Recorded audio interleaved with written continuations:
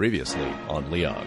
Can you believe it? We made it to 10? We have a return of a guest here tonight, Greg. Our musical director. Our musical director, literally. God just reached out and killed two brothers, man. The only reason I don't talk like this all the time is because of the little bit of soul that creeped into me from all the porn I've seen. I can't believe you just said that Wesley Snipes can speak good English. He's so well spoken. He had this crazy story about how a ghost dog protected him in his house from burning down or something. Punchy little limey goblin, isn't he? He made a revelation last week. On the last one. I did. I am still thinking about every day since then.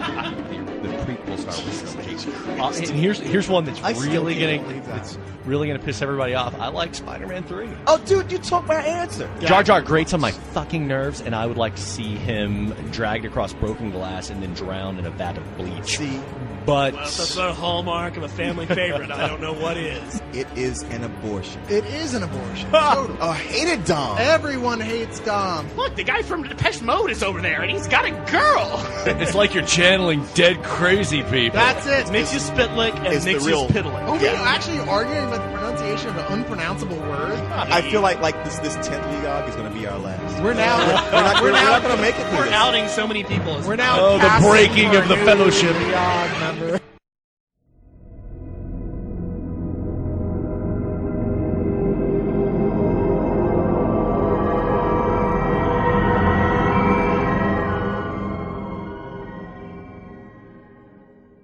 So welcome to the 11th episode of the League of Extremely Ordinary Gentlemen.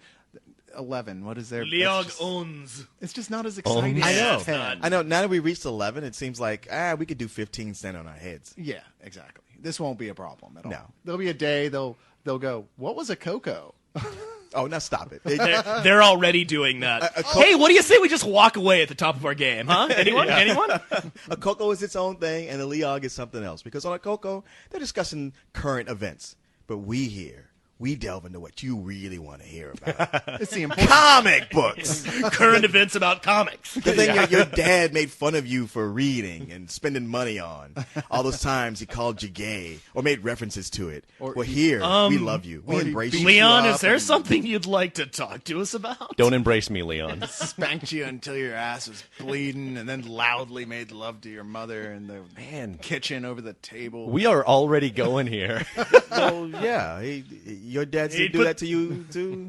Put down the belt and the chain and the wrench and say, pick one. You're getting beaten with it tonight, kid. Leon's dad sodomized him with a rolled-up copy of Superman's friend, Jimmy Olsen. That's about enough. Yeah, once we step Oh, into, my God, not the Jack Kirby issue. Ah! Once we step into dad sodomizing you, that's my limit personally. Yeah, Yeah. me too. Too many painful memories. Unfortunately, this week, Greg couldn't make it, and it has nothing to do with you whiny bitches. Yeah, because we're having him back. I mean, Yeah. he's part of the cast. He's our musical director. Feels a little So empty here. Don't honestly. even complain. Yeah, we have a lot of food left over. Yeah, pretty much. But no, Greg's not here. But instead, we have DJ Kent, who's going to play the didgeridoo for us this week. Hit it, Kent. Apparently, he's the master of the That's beautiful. That was really nice. I like that. That's going to be going on throughout the entire episode. So I hope you guys like the didgeridoo. You're big Australian music fans like we are. I feel like eating raw kangaroo meat at Grubs. I feel like gouging my eyes out with a broken beer bottle. Right. I can do both of those at the same time, actually. I just soon walk out into the hot Australian sun with no sunblock. Good eye, mate. I'd rather be the Fey guy chained to the back of the motorcycle on Road Warrior. I'd rather be the guy who ends this bit. Kent is not here. Ken is not here, and I edited it in the sound of a didgeridoo. So I'm sorry. I'm really sorry. Most of you should never have even known what a didgeridoo is, and now I put you down the path to. Hey, we got a lot of Australian. It's like a Dirty Sanchez, right? Yeah, it is pretty much. It's the musical equivalent of a Dirty Sanchez. You'll be going to the Outback Steakhouse.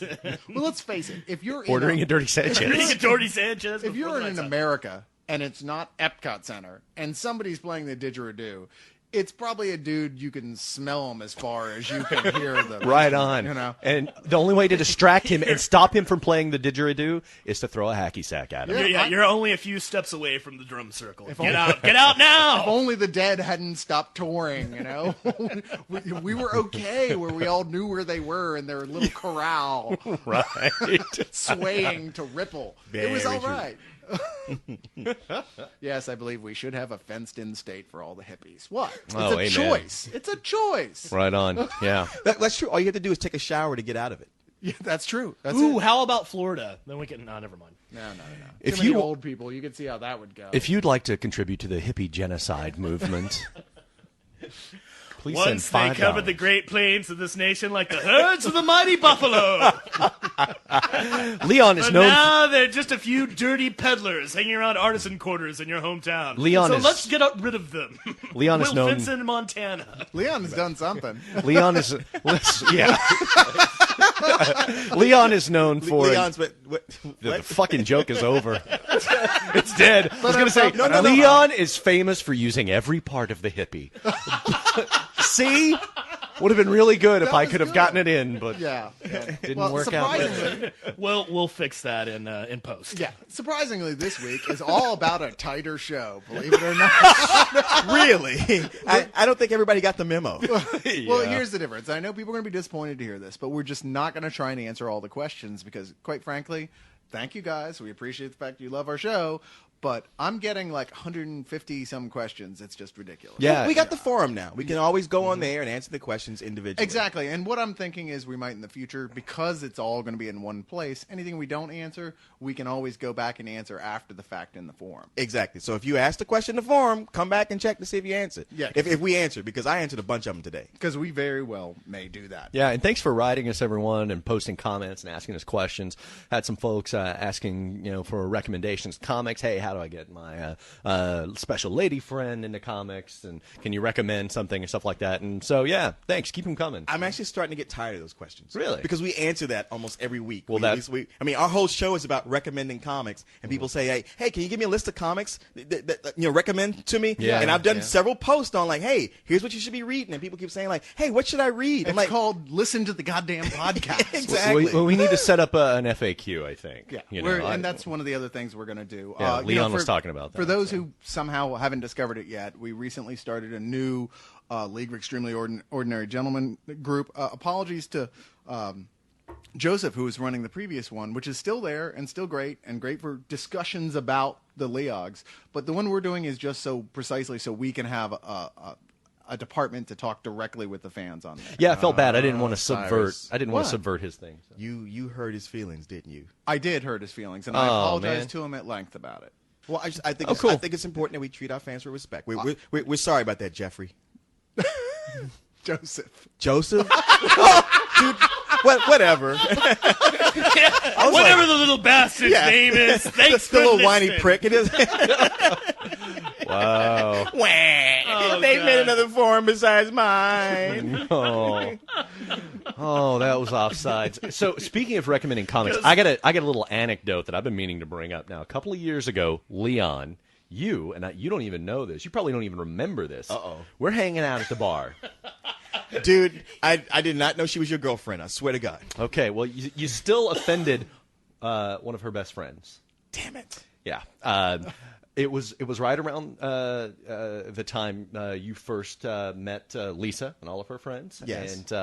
And we were talking about comic books, as we always are. Yeah, and we do all the time, 24/7. this one girl contributed, and she said, "Oh, well, I really like ElfQuest."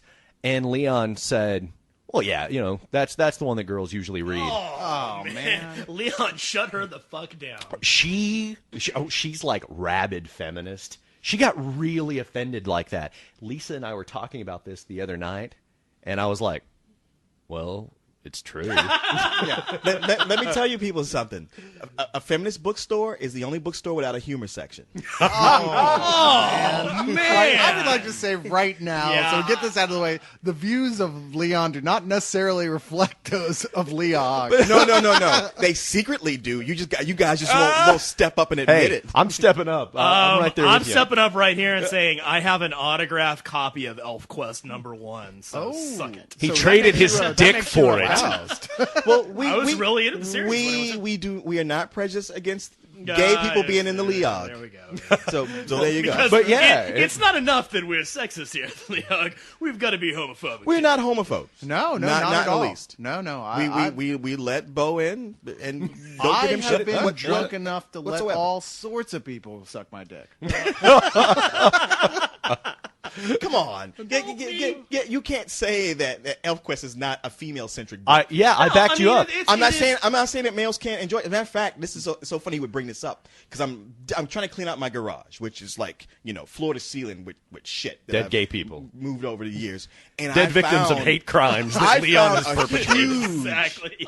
I found this huge My red homo leather-bound torture rack. omnibus of ElfQuest amongst my books under all my Popeye And cartoons. that's when I knew I was gay. Well, I'm like, well, You got your gay all over my Popeye. clearly I was at some point. No. Yeah, come on. Enough with that. I'm just like, wow. Yeah, I don't this is remember where I serious. got this from, but apparently I do remember that I read it all and I liked it. I liked ElfQuest a lot, personally. I Yeah, really the did. original 20-issue run's awesome. But I never read it till like a year ago. But that- honestly, which El- of course was loaned to me by a girl.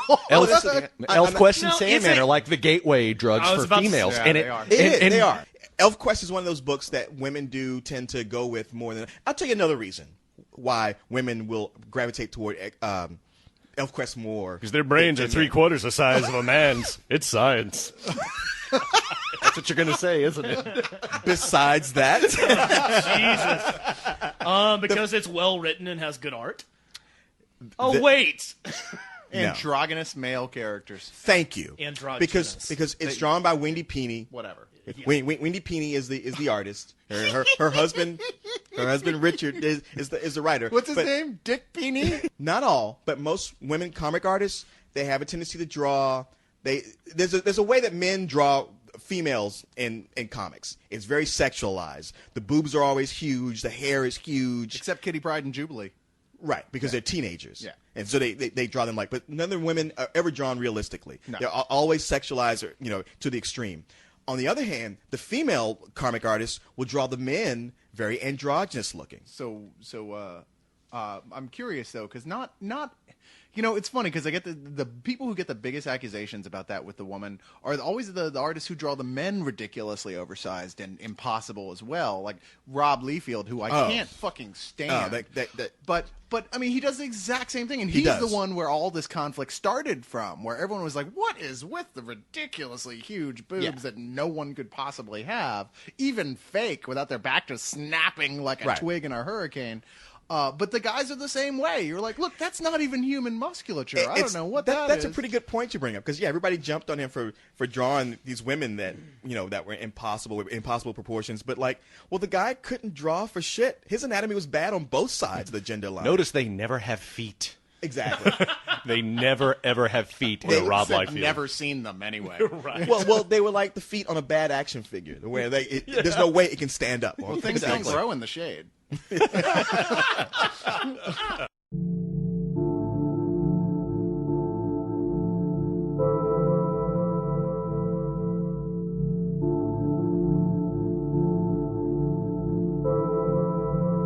I've got a question here from Darkblade87. Hey, Darkblade, what's up, man? We know He's Darkblade. not We actually got here. it. you I know we correspond every now and then. Oh, I'm do just you? Okay. Assuming that he's Okay. listening. Yeah, I think he's posted. Jason has a couple fan. things. I know. Isn't that cute? Look think. at little Jason. Maybe I'm confusing him with someone else. He's all grossed up. He's all grossed up. I thought the pills were just kicking. Here's a question for Leog. What is it that defines you as a geek? Is it the way you talk, or is it the items you collect, or could it be something more? I'd like to answer that probably the never having sex with a woman plays into it at least a little bit for me personally. That's a big one. And the big tattoo of Willow from Buffy the Vampire Slayer on my ass cheeks might have something to do with it as well. Well, That is a I'm big going one to as be well. washing my eyes out with whiskey tonight. You say that every time you see that tattoo, and then you never manage to remember it's there. That's because I wash my eyes out with whiskey. So that's what Cyrus means when he says, "Come kiss Willow." Willow, good night. Okay, so come on, guys. Come on, Beau. What's the I know you got answer? an answer for this. I've had discussions on Spill with several people that are like, oh, I really like comic books, and I really like sci-fi movies, and I really like all this stuff that got me beaten up in high school, but I'm not a geek, and I'm just like, dude, let your geek flag fly. Have some pride about that. I mean, I would consider myself a geek for the things that I love, which are, they're comic books and, as we've discussed, ElfQuest and all kinds of stuff. All right, Leon. So. The people are going to look askew at me and say, oh my God, I can't believe you're into that. But, I'm confident enough in myself as a person that I can tell anybody I want what I'm into, and if they don't like me, they can go screw themselves for that. You reach a certain age, honestly, where you're no matter what it is you're into, whether it's comic books or weightlifting or whatever, you're going to say either, you know what, fuck what anybody thinks. This is what I like and this is who I am, or you're gonna be a really unhappy person. Right on. Period. And you're probably going to be a really boring person. Look, everybody out there has something that they get squeamish about. Maybe it's not comic books or collecting action figures. Maybe it's but fantasy football. Maybe it's Exactly. fantasy football. Fantasy football is just Dungeons and Dragons for sports fans. And I accept have- it, I have by the way, female- sports fans, you are playing D&D. Right. I have female friends that watch the Changing Places and Clean House and all those things obsessively. Yeah. And boy, don't even tell me that you're not geeking out when you go home and watch those things, because that's what Or you're maybe doing. it's You're being a stamps, big geek. Everybody's a geek about something. Yeah. Well, yeah, that would be my answer. It's like, I'm not really a geek. I mean, the term geek is defined as someone who's outside of normal society. Well, guess what? The Dark Knight was like the biggest selling movie almost in history. So everybody had to contribute to that. Yeah. I mean, geek culture is pop culture right now. Yeah. People that's love true. computers. People love Batman. People love sci-fi. I mean, Exactly. sorry guys. I mean, everybody went to go see the prequels, despite the fact that, except for Jason's insane opinion, they were crap. No, but everybody went to go see them. And as because geek everybody stuff loves sci-fi. goes, this is the first time in history that we can actually be be proud of the stuff we're in. I like to throw it in people's faces. I am like, if I was a gay man, I would be the overly energetic Hispanic guy just wearing a cock sock. I'm like, I do go up that to people anyway. when I go, Buffy the Vampire Slayer is the best television show in history, just to watch them freak out While wearing a cocksock. while wearing a cock sock, admittedly, but one that says And Buffy they the do Vampire freak Slayer out. on it. Well, Oh I mean- my God. I mean, I Often can remember call a the time cops. when I might have a public conversation with a friend, and he'd start talking about, like, who do you think would win between Hulk and Thor? Well, that guy's just a geek. And well, no, I mean, but Shut up, but like, nerd. even now when I hear that, I just kind of cringe. Like, I don't want to do a versus conversation, but invariably somebody will overhear it and walk across the room to come get involved and offer Oh, their yeah. 2 cents. Yeah. No, Oh you're yeah, absolutely right. I was in the supermarket just the other night, and getting a 6-pack, going home for that To read ElfQuest. No, I was going home to watch the Venture Brothers. You fucking dick! But it should totally God, be you're the such a penguin. dick. Yeah, I mean, and there's nothing more opposite of ElfQuest than the Venture Right, exactly. Because the Venture Brothers are cool. But no, I was walking through the supermarket, and I heard a couple of guys over, talking about what they were going to do that night. And they were like, "Oh, dude, it's the Venture Brothers premiere tonight. It comes online." And I'm like, "Dude, that's totally what I'm going to go do. Drink this beer and watch me some Venture Brothers." And they're like, "Right the fuck on." So when you dude." got out of the hospital, and when I got out of the tree that I was eating from. The thing you have to remember is that even Fonzie was into the Lone Ranger. yeah, he was. That's right. Yeah, until he jumped the shark, Yeah. and then he was indeed gay. This is the guy who everyone's supposed to be scared of, and all of a sudden he's like the school guidance counselor. Hey, man, Fonzie In got fact, old. I think he actually became the school He guidance actually counselor. did. He sort of did. Being the guy who's always cool and having your office in the shitter and, fucking every chick that comes along. Yeah, when you're young, you are the coolest guy. Yeah. But when you start to get in your 40s and You late better 40s. start getting a job as teaching the driver's ed class in high school. Yeah, it just starts to get really sad. Here's And I a hope dude Corey's with- listening to this. Here's a dude with big gold chains with their shirt open too too many buttons down low, hanging Hey, out. baby, you want to see me turn this jukebox on? Still at the dance club at 1:30. It's like Chris Rock talked about, the old guy in the club. He's not really old, but he's too old to be in the club. Yeah, exactly. That's pretty much my story, except that usually I'm behind the bar, luckily. So Yeah, no one judges that me. gives you some cred. Yeah, though. I get some extra cred from that. Yeah, the minute you step out from behind that bar, I'm like, no, Oh. shit, that guy, I don't know him. Yeah. Once you don't have the ability to give free drinks, the girls stop smiling at you. It's funny how that works. Yeah.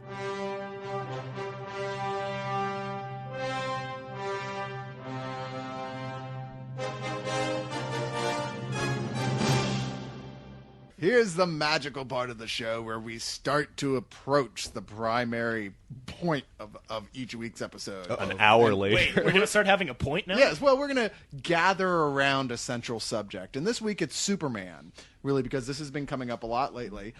We had several questions about it, so we're building our way through, starting with Spider-Bat, who asked, last week you were talking about good 90s cartoons.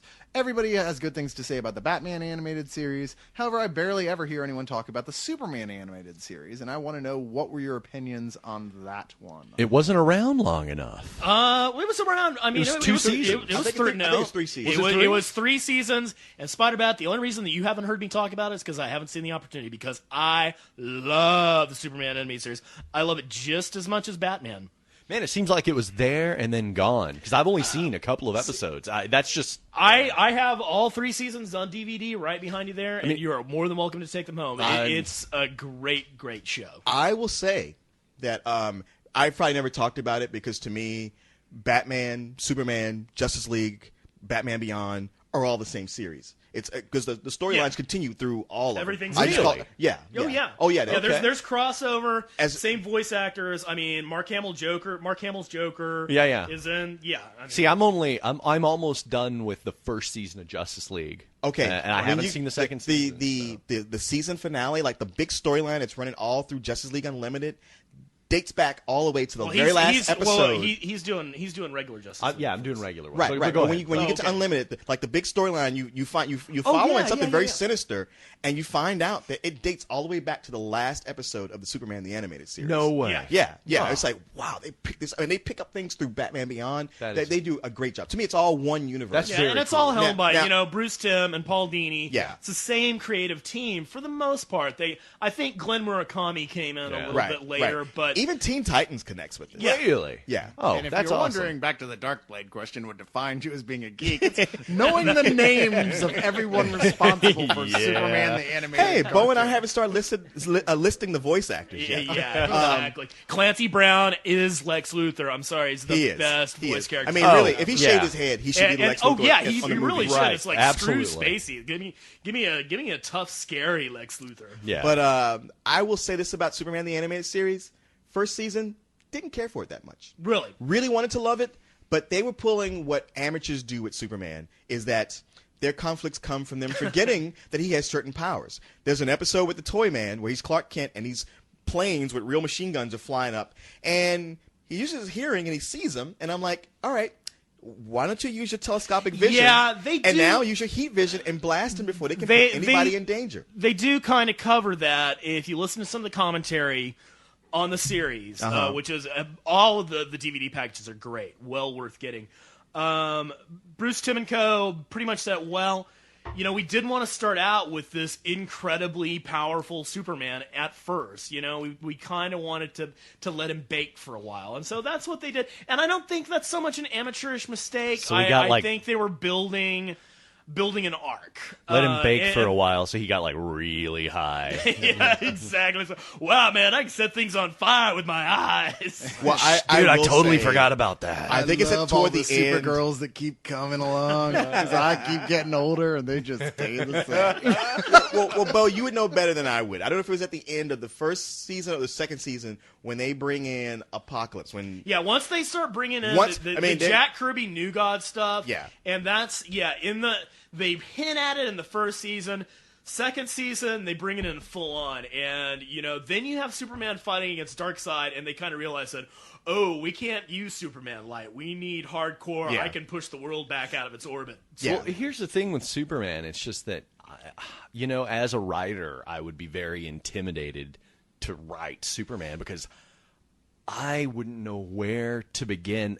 I imagine that it is so damn hard to tell a good Superman story. And that's when Batman started off because of his power, mostly. Yeah, Batman started off running, and you it's like you said, you can do all sorts of things with Batman because he starts out in mortal peril pretty much every day. Yeah. Whereas Superman's like, dude, I'm bulletproof. I can fly. What the heck? Yeah, and it's like in every Superman story, it's like, what are they going to come at him with?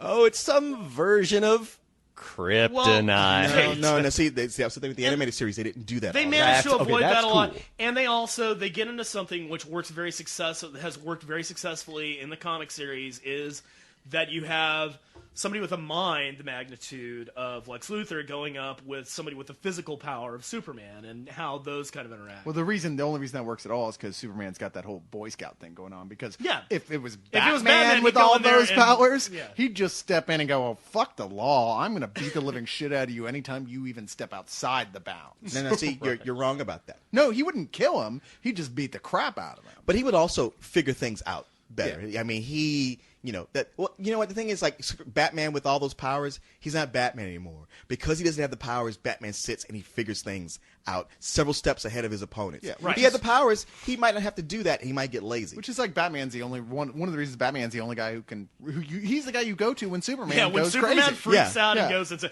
that was one of my favorite lines from Last Son when they're adopting they're talking about adopting the kid and the name Batman comes up and the kid's like, "Who's Batman?" And Lois turns to him and says, "Someone you're not meeting until you're 16." Which brings us to the next part of the Superman run of the evening, which is our comic of the week, is the current Action Comics run and how it relates back to the recent Last Son run in Action Comics, which was co-written by Richard Donner, the director of Superman 2. Yeah, Superman 1. Superman 1. And mostly Superman 2. He was fired in the middle of Superman 2. Oh, see, I didn't realize.